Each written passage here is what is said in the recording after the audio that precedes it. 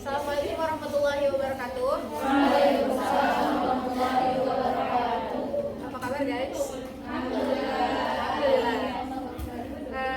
Hari ini kita dari kelompok pertama hadis mau mempresentasikan hadis ke-27 tentang antara kebajikan dan dosa. Semoga menjadi reminder kita semua.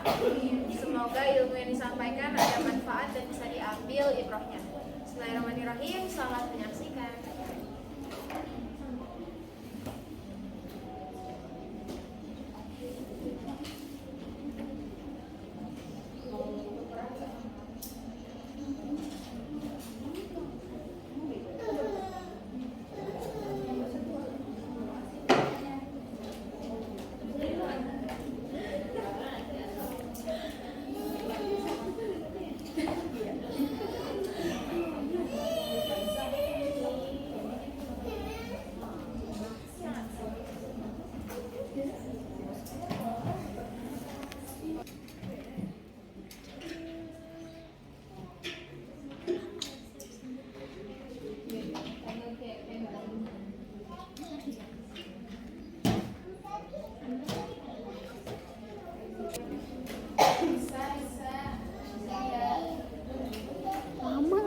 Bismillahirrahmanirrahim. Antara kebajikan dan dosa.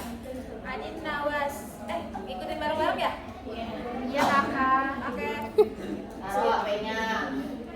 Bismillahirrahmanirrahim. Bismillahirrahmanirrahim.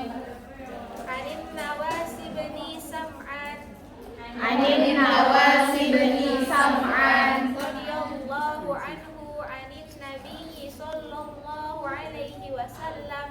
Radiyallahu anhu anin nabi sallallahu alaihi wasallam. Qala al-birru husnul khuluq Al-birru husnul khuluq wal ithmu ma haka wal ismu ma halaka fi nafsika fi nafsika wa karihta wa karihta an yattali'a ayyattali'a alaihin nas. alaihin nas. Di bawahnya ada lanjut lagi. Yang tadi itu rawahul Muslim benar.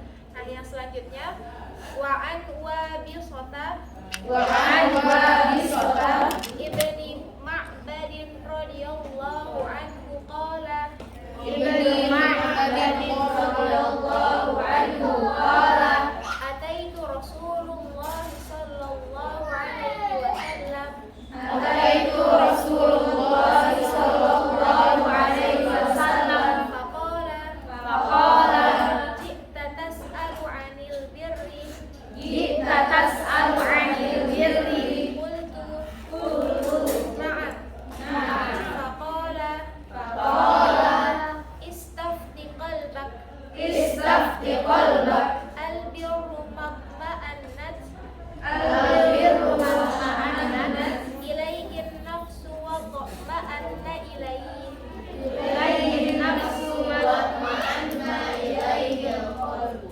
qalbu ya wa ithmu ma haka Wal ismu ma haka fi nafsi wa taraddada fi sadri fi nafsi wa taraddada fi sabri wa in aftaka an-nasu wa in aftaka an-nasu wa aftauka wa aftauka rawahul Imam Hanbal.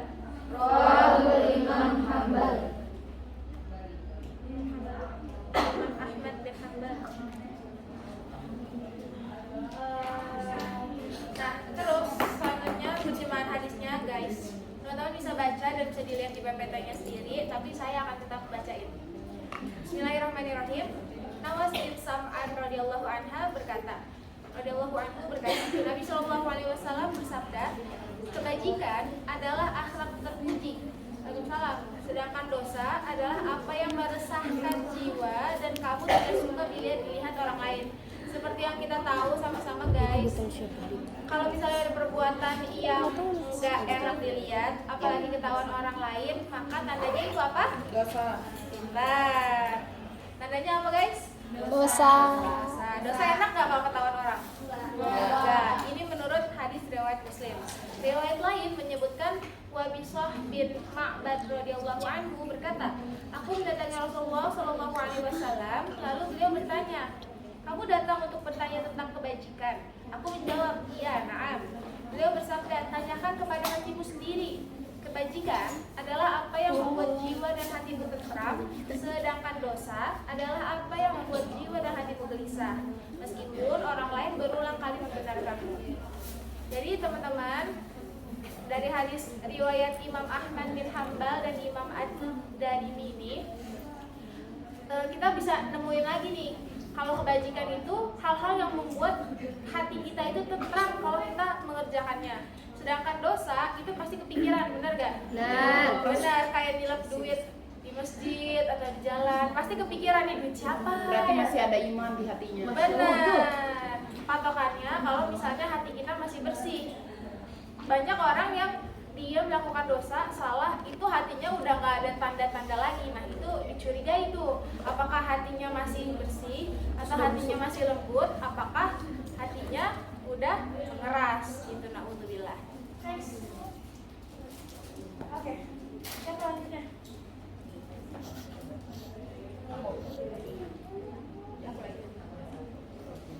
Nah, jadi teman-teman, potensi hadis ini, ahmiyatul hadis ini apa ya? Jadi dari Ibnu Hajar Al-Haytami berkata, hadis ini termasuk Jawami'ul Kalim. Artinya apa? Bahkan termasuk yang paling singkat, sedikit banget ya tadi. Karena albir, kebajikan, adalah yang mencakup semua perbuatan dan etika baik. Sedangkan kata al-ithmu atau dosa adalah kata yang mencakup semua perbuatan jahat, semua perbuatan keji yang besar dan kecil. Karena itulah Nabi SAW menyebutkan keduanya secara langsung dan menjadikannya saling berlawanan. Next. Selanjutnya ada memuadaratun hadis atau kata-kata hadis yang pertama albir. Albir di sini dikatakan semua kebaikan dan perbuatan yang diridhoi Allah. Jadi kalau yang kedua ada hulul, yaitu akhlak yang terpuji. Kemudian yang ketiga ada ilmu, dosa, dan yang terakhir ada marakah, nafsi, apa yang menyebabkan gelisah. Lanjut kandungan hadis. Yang pertama definisi albir atau kebaikan. Dalam dua hadis ini membicarakan tentang kebajikan dengan akhlak yang terpuji. Namun bedanya, kalau hadis Nawas mendefinisikan yang pertama, perbedaan dari dua hadis ini adalah bermuamalah dengan orang lain dengan berbuat baik kepada mereka. Di sini diberi contoh bermuamalah dengan orang lain dengan baik itu kepada orang tua. Yang namanya orang tua apalagi ibu itu sudah pasti harus baik-baikin. Kemudian perbedaan yang kedua adalah kebajikan semua perbuatan yang merupakan dari ketaatan kepada Allah baik lahir maupun batin. Jadi menurut Abdullah bin Umar, kebajikan jika ditambah dengan takwa maka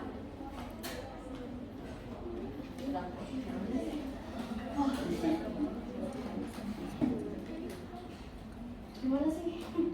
Bentar aku mau beli. Oke.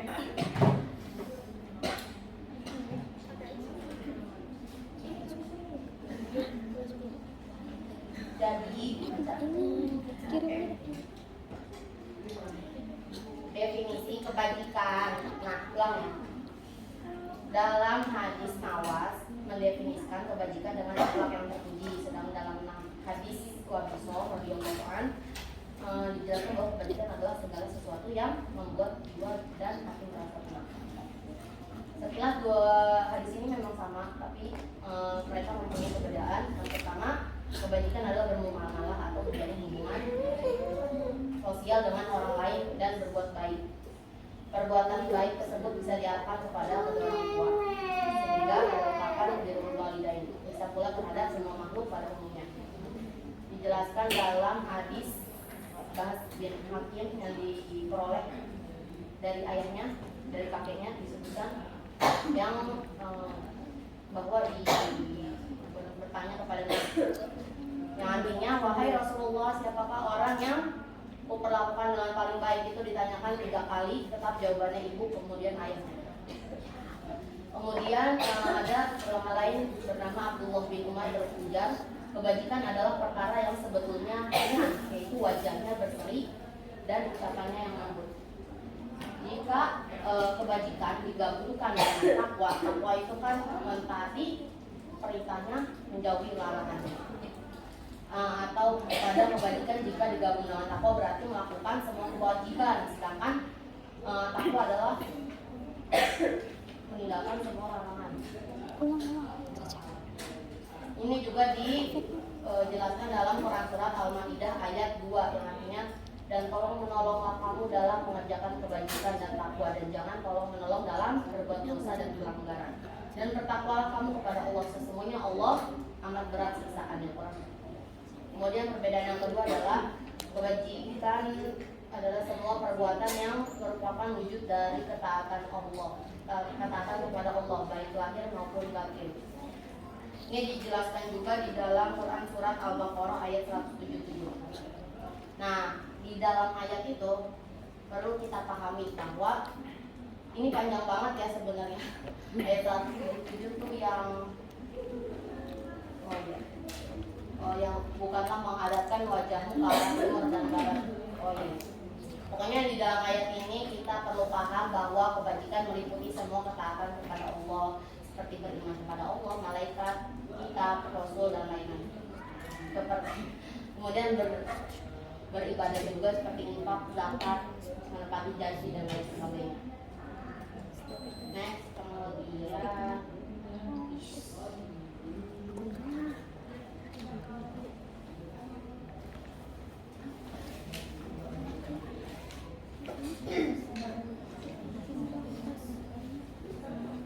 kemudian yang kedua ada kebenaran bisa diketahui dari fitrah manusia. Sabda Nabi bahwa Rasulullah SAW bersabda bahwa kebajikan adalah suatu yang mendatangkan ketenangan dalam hati dan jiwa. Ini merupakan bukti bahwa Allah Subhanahu wa Ta'ala telah memberikan fitrah kepada hamba-Nya untuk bisa mengetahui dan menerima kebenaran.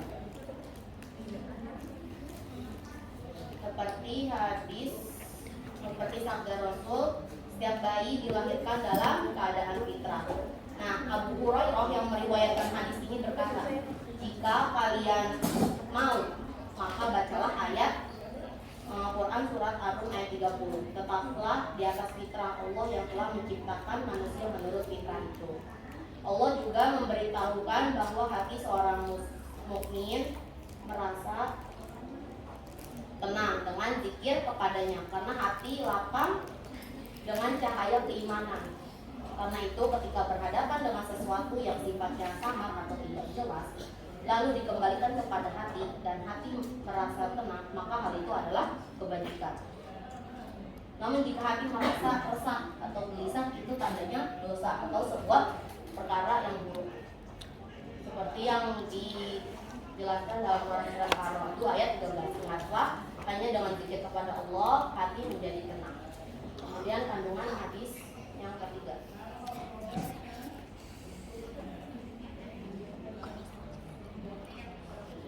Itu ada tanda-tanda dosa. Tanda-tanda dosa ini ada 2 macam. Yang pertama itu sifat yang dari dalam dan yang di luar. Yang di dalam itu kegundahan dalam hati atau tidak merasa senang. Dan yang di luar tidak suka atau merasa suka yang diukur oleh ukuran agama jika dilihat oleh orang. Yang keempat itu ada keraguan terhadap Allah. Jika seorang muslim melakukan suatu fatwa karena bertentangan dengan naura hatinya, maka ia boleh meninggalkan fatwa tersebut, karena fatwa berbeda dengan sikap takwa dan waro. Nah, seorang mufti atau pemberi fatwa melihat dari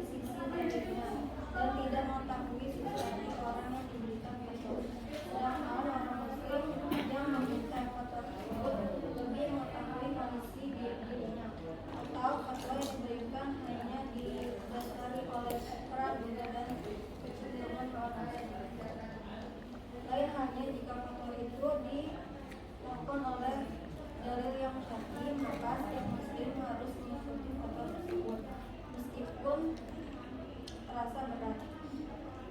Yang kelima itu mukjizat Rasulullah. Hadis yang diriwayatkan oleh Abu Hurairah radhiyallahu anhu merupakan satu mukjizat besar yang dimiliki Nabi Muhammad, yaitu ketika beliau mengabarkan apa yang ada dalam hati Wabisoh sebelum dia mengungkapkan.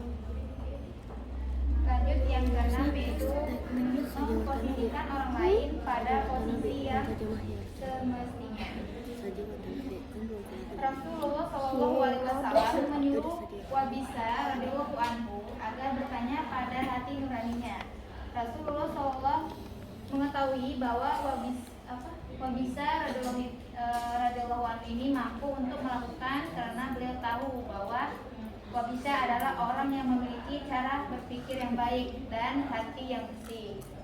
Ini menjadi satu gambaran metode pendidikan yang tepat dan memikat. Rasulullah SAW mendidik para sahabat sesuai dengan kemampuan nalar mereka. Bentar ya. Nah, kalau misalnya seandainya nih berhadapan dengan orang yang hatinya keras dan cara berpikirnya tidak baik, tentu beliau tidak memberikan jawaban seperti itu. Jawaban yang diberikan tentu secara rinci tentang perintah dan larangan. Sungguh suatu gambaran metode pendidikan yang tepat dan memikat. Rasulullah SAW mendidik para sahabat sesuai dengan kemampuan nalar mereka. Bahkan beliau memerintahkan memposisikan orang lain pada posisi semestinya. Lanjut, yaitu yang ketujuh, Rasulullah memiliki akhlak yang paling mulia. Akhlak Rasulullah merupakan implementasi dari syariat dan berbagai adab dalam Al-Quran. Allah memuji beliau dalam firman-Nya dalam surah Al-Qalam ayat 4 yang mana bunyinya wa innaka la'ala khuluqin azim, yang mana artinya dan sesungguhnya kamu benar-benar berbudi pekerti yang agung. Oke, kisah Nabi Muhammad yang memiliki akhlak mulia. Kita udah tahu kisah Nabi Muhammad SAW ini ya. Sebagai sosok yang memiliki akhlak mulia sangatlah bermanfaat bagi kita sebagai umat muslim. Pasalnya kisah ini bisa dijadikan pedoman dari seluruh tauladan agar kita senantiasa berakhlak baik dengan ajaran junjungan Rasulullah SAW. Menyempurnakan akhlak untuk muslim dengan kebaikan merupakan tujuan utama dari diutusnya Rasulullah SAW oleh Allah SWT. Hal ini sendiri didasarkan kepada salah satu sumber hadis yang berbunyi sebagai berikut, yang mana artinya sesungguhnya aku diutus hanya untuk menyempurnakan kesolehan akhlak. Hadis riwayat Bukhari dan Abu Hurairah radhiyallahu anhu. Udah. Dan dengan hadis selanjutnya yaitu yang ke-8. Hadis di atas mendorong kita untuk berusaha memiliki akhlak yang baik. Karena akhlak yang mulia merupakan bagian yang terbesar dari kebajikan. Yang ke-9, Islam sangat menghargai hati bahkan menjadikannya tempat merenung sebelum bertindak. Jadi di sini kita pasti kalau mau melakukan sesuatu pasti berpikir dalam hati, ini bagus nggak ya? Kira-kira kalau memang misalnya kita rasa tidak baik, bisikan hati pasti ada. Lebih baik kita urungkan. Untuk kandungan hadis yang ke-10, agama memiliki kontrol dari dalam diri manusia. Sedangkan hukum wajib atau buatan manusia hanya memiliki kontrol luar. Yang ke-11, agama mencegah seseorang dari melakukan suatu dosa. Karena agama menjadikan jiwa sebagai pengawas bagi setiap manusia. Berbeda dengan hukum wajib yang hanya menekankan sisi luar, sehingga manusia mudah melakukan hukum muslihat. Demikianlah presentasi dari kelompok kami. Apabila ada pertanyaan, bisa ditanyakan. Assalamualaikum warahmatullahi wabarakatuh.